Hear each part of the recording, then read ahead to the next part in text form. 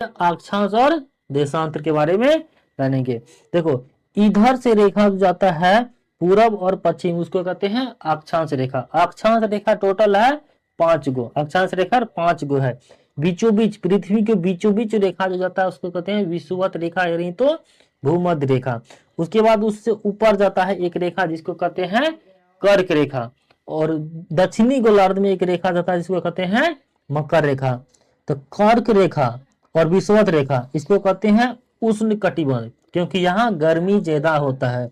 और ये मकर रेखा और विषुवत रेखा के बीच को भी क्षेत्र को कहते हैं उष्ण कटिबंध, क्योंकि इसी बीच में सूर्य घूमते रहता है, इसलिए यहाँ पर गर्मी ज्यादा होता है, इसलिए क्या कहते हैं उष्ण कटिबंध। यहाँ पर एक रेखा जाता है जिसको कहते हैं उत्तरी गोलार्ध ध्रुव, इसको कहते हैं दक्षिणी गोलार्ध ध्रुव।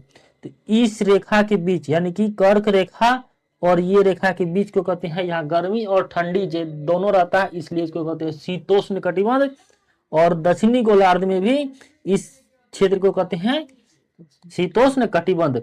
और ये हमारा ध्रुव है, ध्रुव में ठंडा बहुत ज्यादा रहता है, इसलिए इसको कहते हैं शीत कटिबंध, शीत कटिबंध। और देखो इधर से जो रेखा जाता है उसको कहते हैं देशांतर रेखा, इसको क्या कहते हैं देशांतर रेखा। देशांतर रेखा हमारा कितना डिग्री तक होता है 360 डिग्री तक। ये बीचों बीच रेखा जाता है जो हमें पृथ्वी को दो भाग में बांटता है, पूर्वी और पश्चिमी। तो 180 डिग्री इधर होता है, 180 डिग्री पश्चिम होता है, 180 डिग्री पूरब, 180 डिग्री पश्चिम।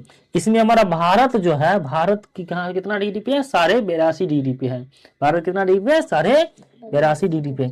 और ये हमारा 360 डिग्री है, तो टोटल कितना देर में घूमता है 24 घंटा में, यानी 1 घंटा में कितना डिग्री हुआ 15 डिग्री, 1 घंटा में 15 डिग्री और 4 मिनट में 1 डिग्री। तो